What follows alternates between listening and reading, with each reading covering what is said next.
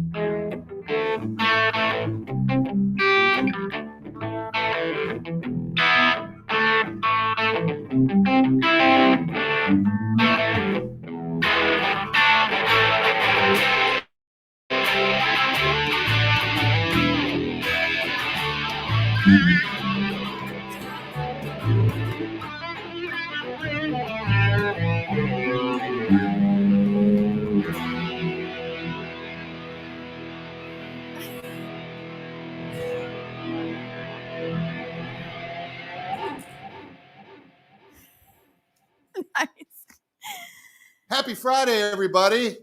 Hey, John, what day is it? Today's Friday, May 16th. Yeah, what are we doing today, John? We're enjoying the beautiful sunshine, and we're sitting down with our friend Tori. Tori, where's the other guy? Jeff has some personal things to attend to. Jeff's not here today, everyone. But John, honestly, just as good, right? Right. From what I understand, possibly even better.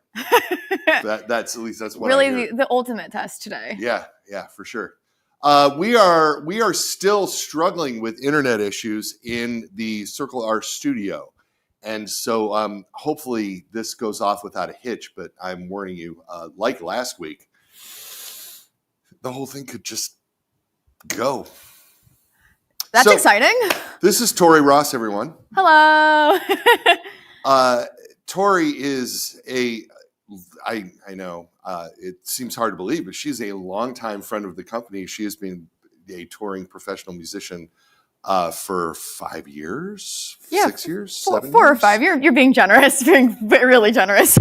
Yeah, but so how did you become a Reverend artist? What we're going to do. This is a fun segment. You tell your side of the story, and then I'll tell mine. Okay. Well, so I was playing guitar in this band called Dollskin. And for a really long time, I was playing a Fender Supersonic, which still love so much. It's very sparkly, has a reverse headstock, has a lot of character and life in it. But yeah, those are cool. Yeah. I was playing 8123 Fest in Arizona, and the day before the show, I had a kid, because I was teaching at the time, drop my guitar on the headstock, and it was a disaster. It was a mess.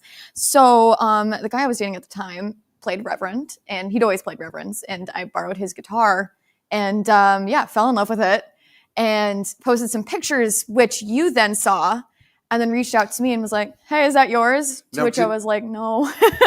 Internet education.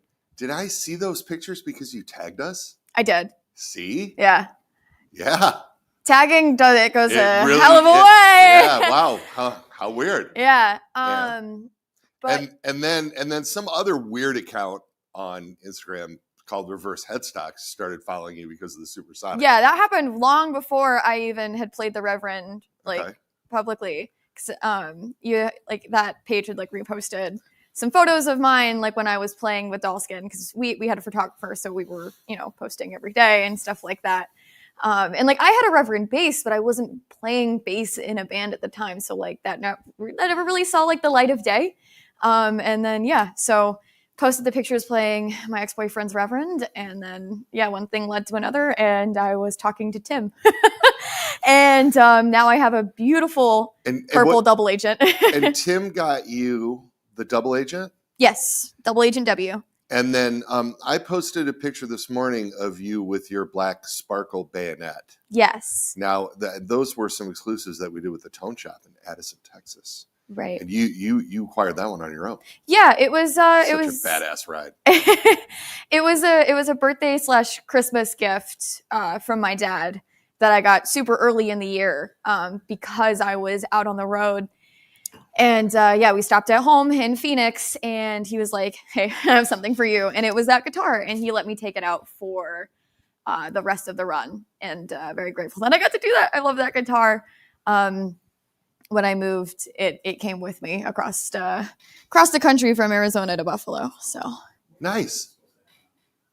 What's that? What lights are we supposed to? No, this is good. Yeah. Yeah. Oh. Well, no, we're rocking and rolling. Yeah. Continue, shall, and continue we shall. Right? And so then of course, then we started really paying attention because you got the guitar from Tim and we were emailing back and forth a little bit. And then I got this incredible picture of you playing, probably playing the double agent. I think it was the double agent at the time. And she does this kick thing where, I don't know, her foot goes impossibly above her head. And we got this beautiful photo from a festival of you playing that guitar. And that was when I emailed you and I was like, hey, can we use this on our homepage? Because it was a beautiful shot. And whoever took the shot, like, framed it beautifully. It was really, really cool. Shout out Reed from Tennessee. Did a great job. Yeah. And so then we talked to Jeff and we got that going. And then so what, in Arizona, you had your band Lilac Cadillac, which was your band that you wrote the songs for, right? I didn't write all the songs for. I just would like to say that. Oh no, that's why I'm asking. We're setting the record straight. No. Our guitarist, who was originally our bassist, he did a lot of the writing for that. Okay. But I did front it and I did sing it. Okay. We all collaborated, but yeah, no, it was mainly his stuff. Cool. Yeah. And then so Dollskin was first. So we saw you with the Dollskin thing. And then did that band just dissolve after that tour, more or less? Basically, just over time. I mean, never say never, but right. But that hasn't really been a thing for a minute. Yeah, they called it quits in March of 2023, which is fine. Everyone has their own personal stuff, and it just worked out that way. But it was yeah, I think that's just how that went.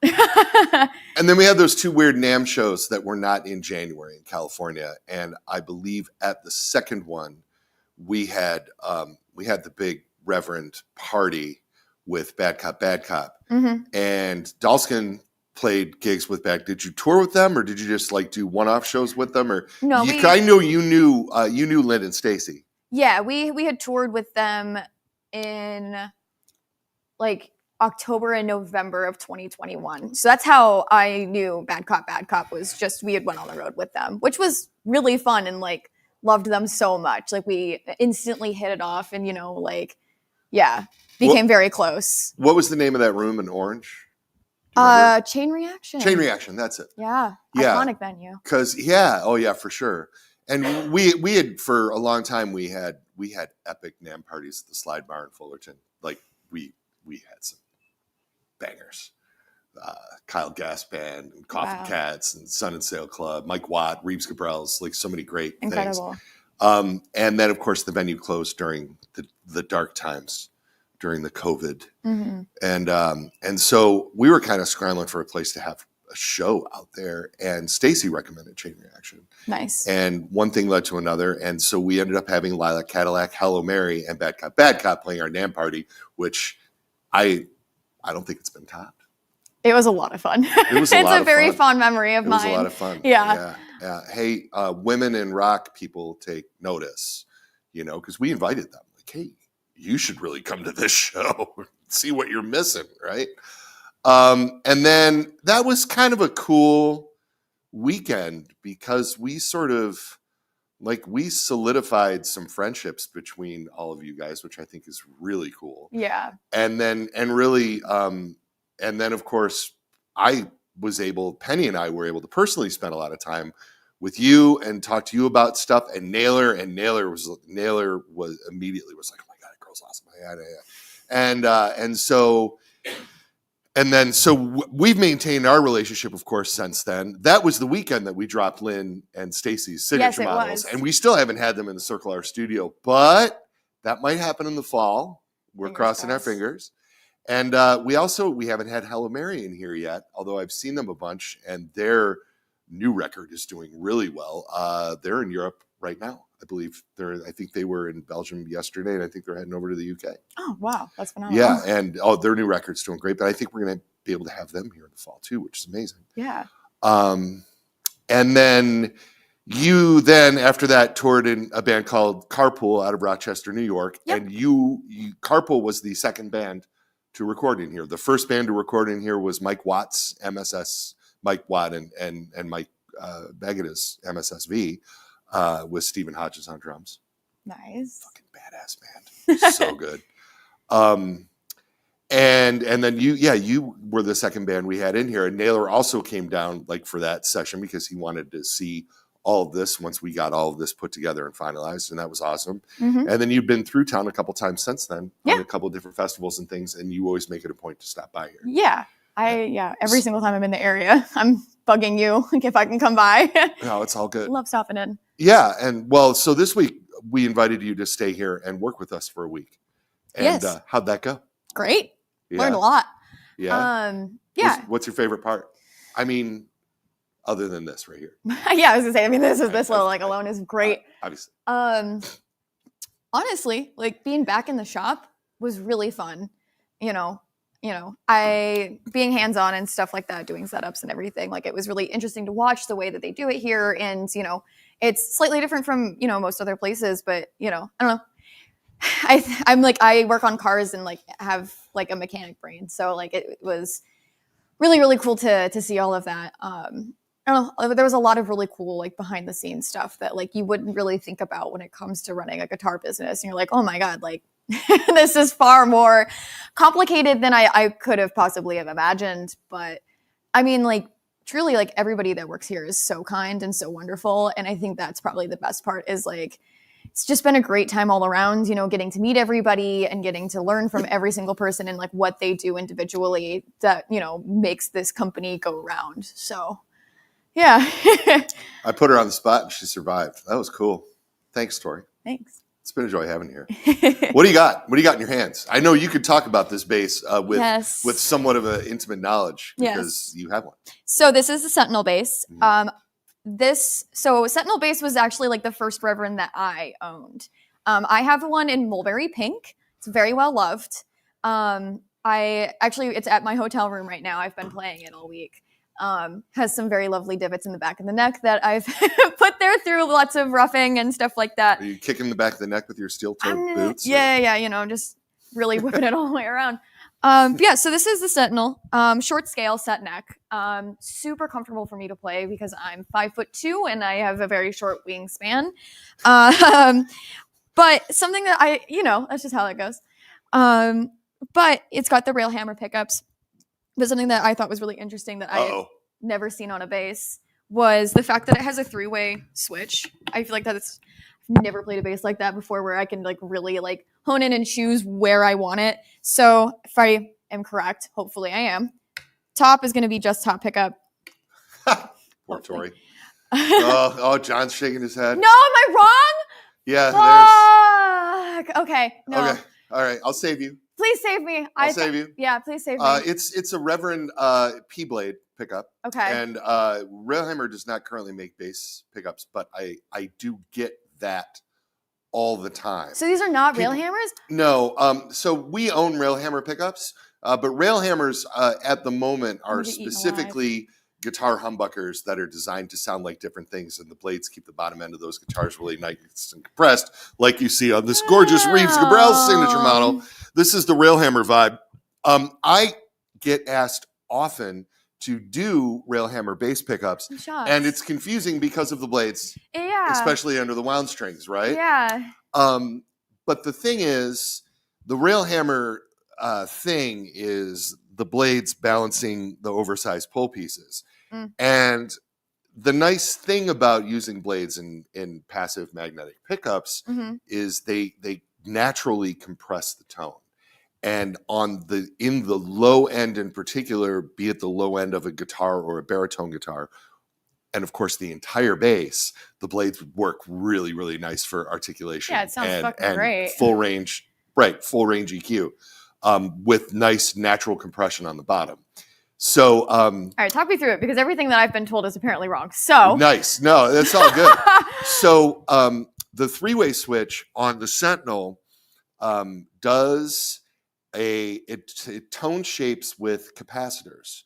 So, when you are all the way to the end pin, you are wide open, and then as you shift to the middle, you get sort of a lower mid shift in the EQ. I'm explaining. Naylor could tell you exactly what it does. No, this is great. I am being very I'm being very pedestrian about this. That really changes the fundamental response of the low strings. Okay. And then when you go all the way to the next side, a different capacitor kicks in that kind of mutes the entire spectrum and takes a little bit of the sheen off the high end. Differently than the tone control does. I mean, it's its own setting. It's kind of like, like you're moving the pickup along. That is exactly what it feels like. Okay. It does. That's exactly what we were looking for. So if you want to reach over and pick up the Mike Watt plower that's next to you, well, actually, before you do that, turn that bass wide open and play something in all 3 settings so everybody can hear it.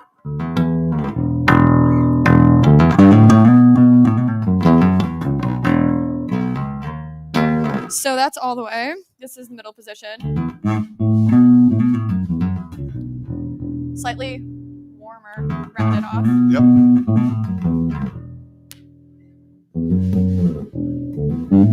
Now it sounds like it's underwater. Right. Which is the thing. Now put on the Watt plower. Okay. Because it's cool to have both of these basses out at the same time. So the Sentinel bass. I love this thing. Yeah, it's all right. We do it all the time. Oh God. So the switching on the Sentinel bass was inspired by the Mike Watt plower Mark II. So if you were to play that bass wide open again, like you did before, and do the same thing. So now you're on the bridge.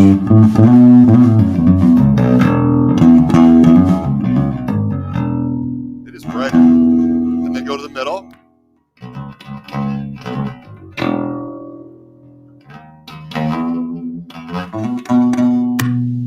Woo. So this is a similar vibe, only it's done mechanically and not with capacitors. Gotcha. So when you're in position 1, you are using these 2 P blades, which makes the bottom end of the guitar significantly brighter because this pickup is so much closer to the bridge than this one.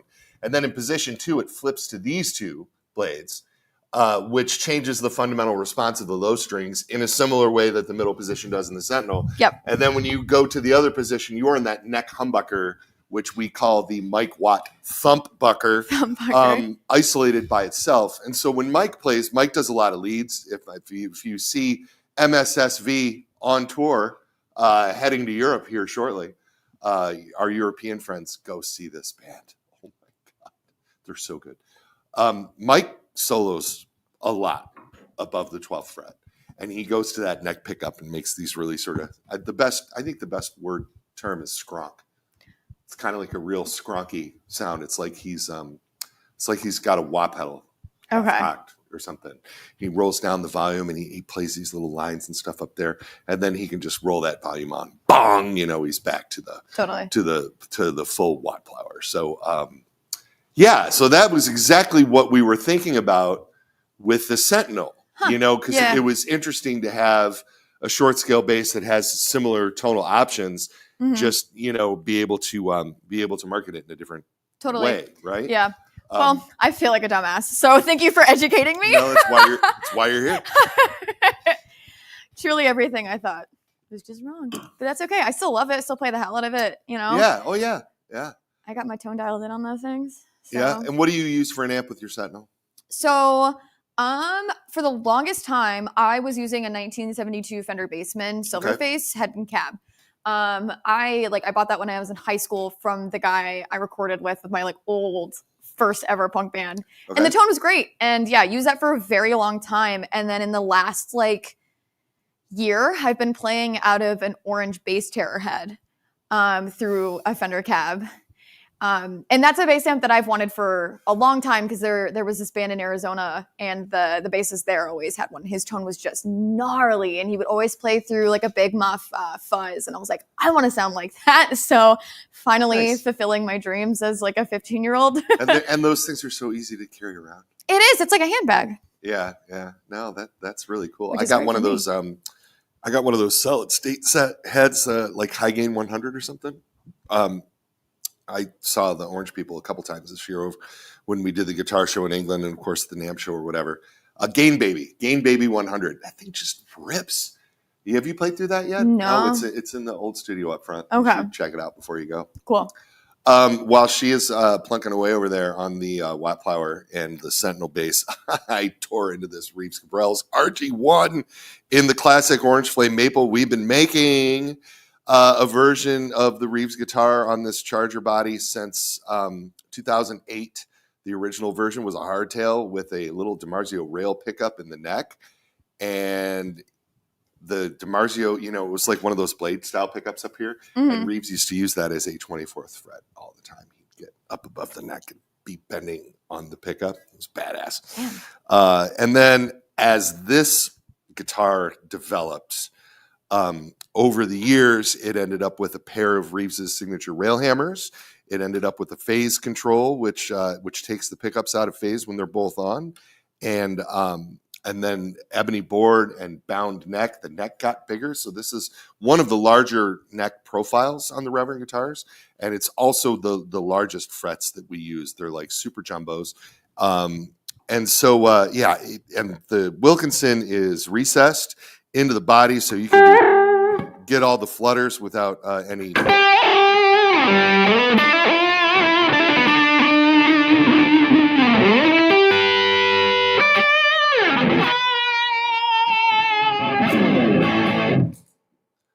I like rock music. Yeah. Yeah. Rock music. There's nothing it wrong. Rocks. Nothing wrong with it. Any rules?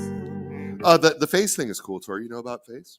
So when you have both pickups on and you put the guitar out of phase, it's a wiring thing where frequencies start to cancel each other out.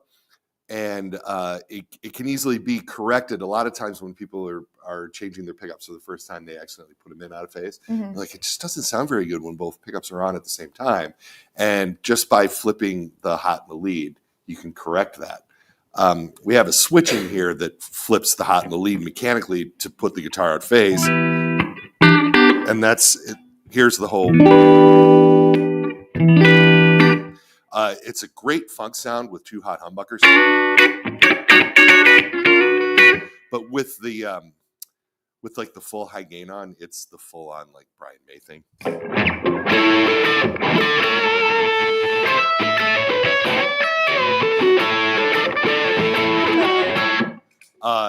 And it sounds like you put on a wah pedal and you have it like stuck in the middle somewhere. It's interesting because you really notice a volume difference when you're playing clean. So if you're like on the bridge with the three-way switch, even with the push-pull up and the pickups out of phase, that nothing happens in the bridge and neck positions because both pickups have to be on in order for them to have that interaction, right? And there's a big volume drop as all those frequencies are canceled out. But for some reason, when you put a bunch of distortion on the guitar, it doesn't seem to matter. Like, that volume drop goes away, but you still get the sort of gnarly tone.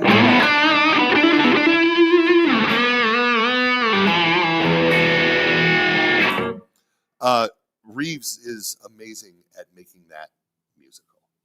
So, the Reeves Gabrells. And you know what else we should talk about while we're here, Tori? What's that? We should talk about Vern, because Vern. And this is the Talisman, of course. But we are, I am. You've got to go back to Buffalo. Yes, I do. On Sunday, I am going to the Mid-Ohio Gear Swap, or Guitar Swap, Gear. I don't know. I did. I had it before. I literally looked it up. It's in Akron, and it's run by our friend Ed from the guitar department, which is a store in Akron, Ohio. And he has a one-day guitar show out there once or twice a year. And Ed is a good friend of Reverend Guitars. We've been co-sponsoring stuff together and hanging out at shows together for a very long time. And so I've decided, he always asks me to do a show, and I always have like a gig or something. Like I've never been able to go. Mm-hmm. And this weekend I had no excuse. So Reverend will be doing a small display at the Mid-Ohio Gear Swap. And I think I'm taking like 18 guitars. Yeah. And like a amp and, a pedal board for people to try stuff out or whatever. And I'm taking all 4 of these instruments are coming with the Black Sentinel that Tori was playing, and the beautiful Watt Plower that Reeves Gabrell's that I was holding on to, and this Vern Talisman will be there as well. And the Vern also features Railhammer pickups and Floyd and all that good rock stuff. With the shorter scale length and the set neck version, this guitar is already it's not as loud as Reeves's is. Like, you really hear the difference going between the two of them. Like the bolt-on is so much brighter, like in the upper mids, and Vern's is so much smoother in that range with the lead on.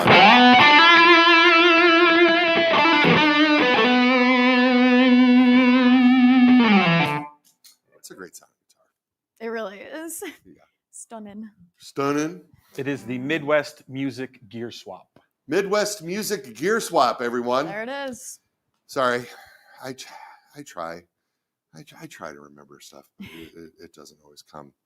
It doesn't always come together for me. Speaking of Vern, so new to the website, t-shirts. Vern, if you're watching, and I know sometimes you are, but we gotta send you one when you get home from tour. There'll be one waiting for you.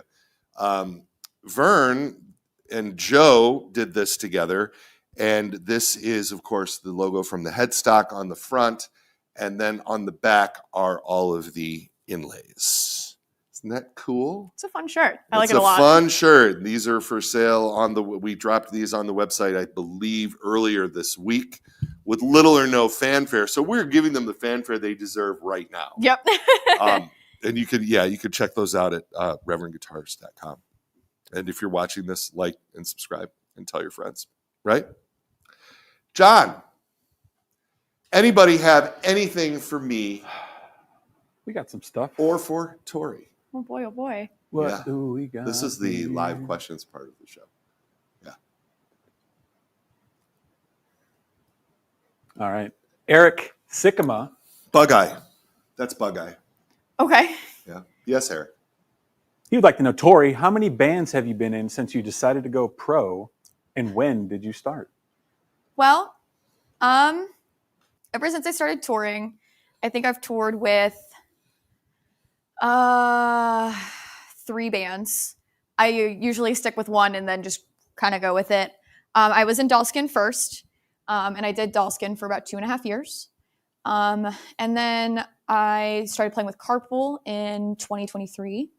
And then recently I've kind of stepped away from that, not touring nearly as much anymore. And then I played drums and did a one-off for this band called Playboy Man Baby, based out of Phoenix, where I'm from.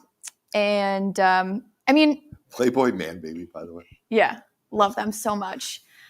It wasn't like a conscious decision to be like, I want to start touring full time. The Dalskin opportunity kind of fell into my lap. I grew up with all of them and are lifelong friends of mine. And it just kind of took off from there. I was like, wow, I really like this. I really want to do this more. And yeah, just kept actively, seeking out gigs and seeing what I can get my hands on. Because before that, I was playing in Arizona locally. And I think I was in about 3 or 4 bands there as well. Just kind of bouncing around. So yeah. I like the Lilac Cadillac stuff on Spotify. I like that. I'm glad that you like it. That's cool. Thank you. All righty. The real tech. The real tech.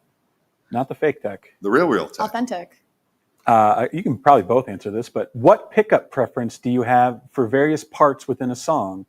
For example, when would you use the neck pickup versus the bridge? Tori, why don't you take this on the bass, because you dig the switching on the Sentinel and stuff. Do you switch? Do you touch the switch on the Sentinel when you play live? Not typically. So for the last band that I was in, I played with a pick just because it was like heavier and needed to like get into it a little bit more. I usually would play just like wide open just because it needed to be like gnarly.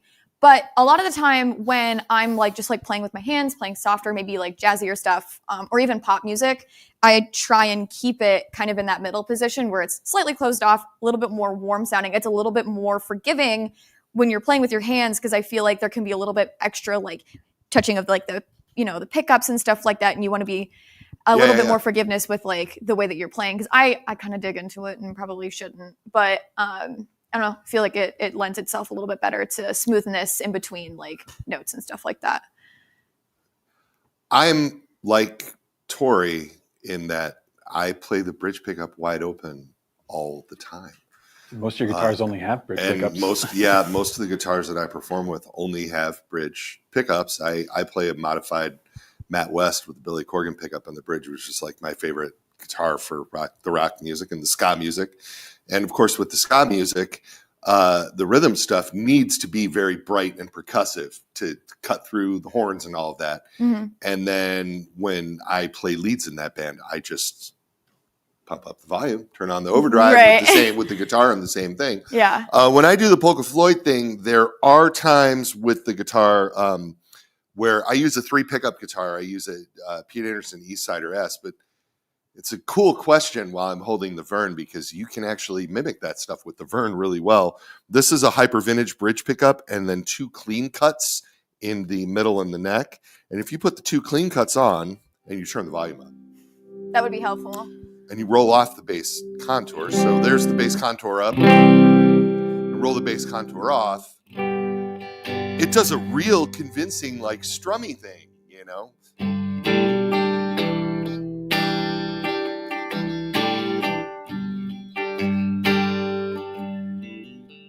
Right? Or my favorite, where I actually use this on the Eastsider, where I actually use it, is...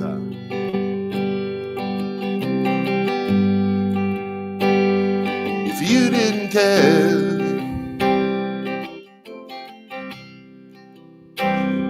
what happened to me, you do like the pigs on the wing thing. Yeah. And then at the end of that song, we tack on like a little lead thing that takes us into whatever record we're going to play after. That's like, I hit the stage alone with that song so that the boys know they need to get their butts back up to the stage. Nice. And usually by the end of the song, I have everybody with me. And we play this really fun little lick, and I just flip all the way over to the bridge pickup and do this. Right?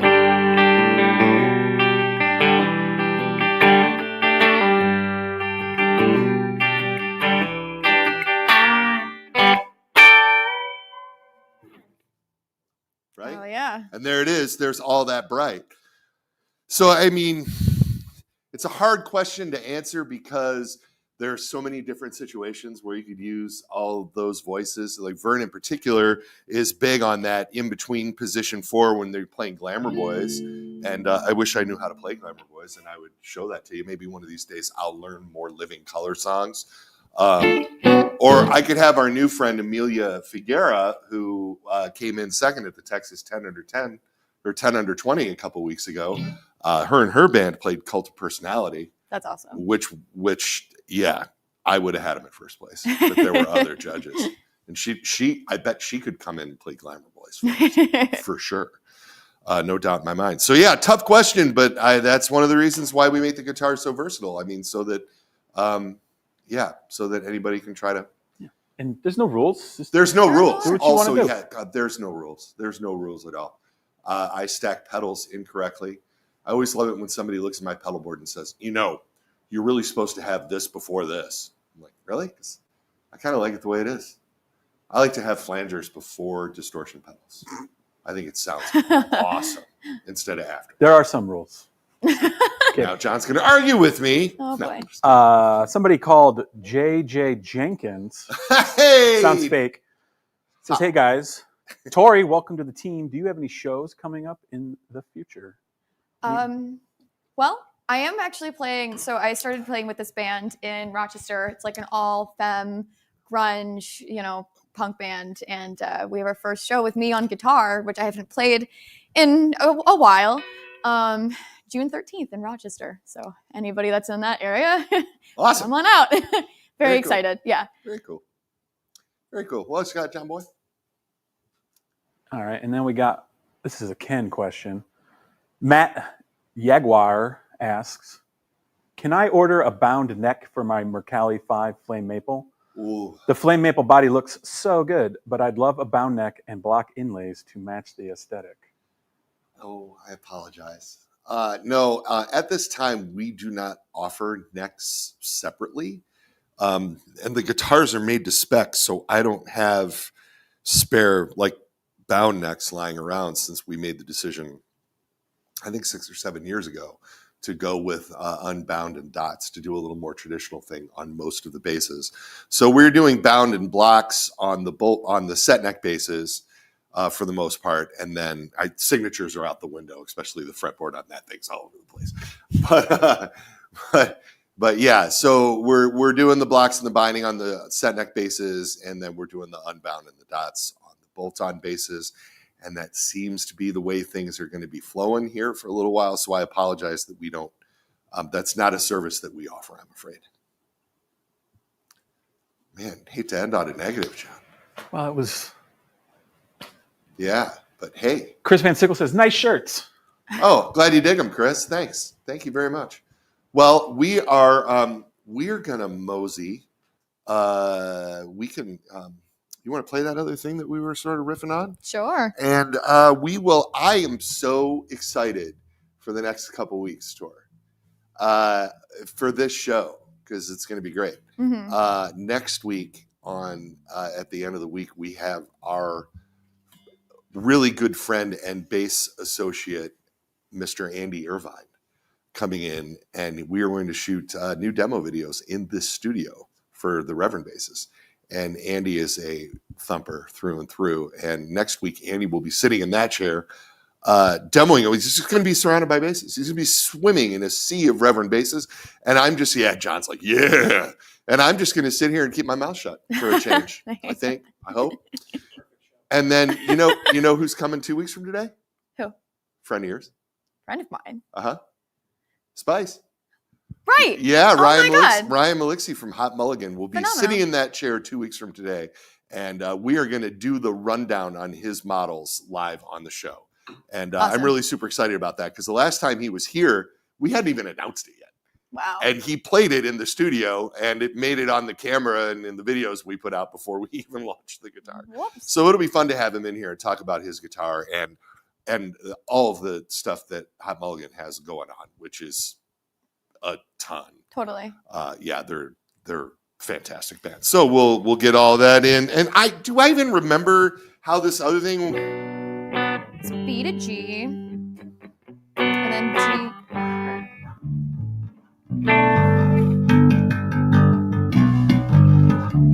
Yeah.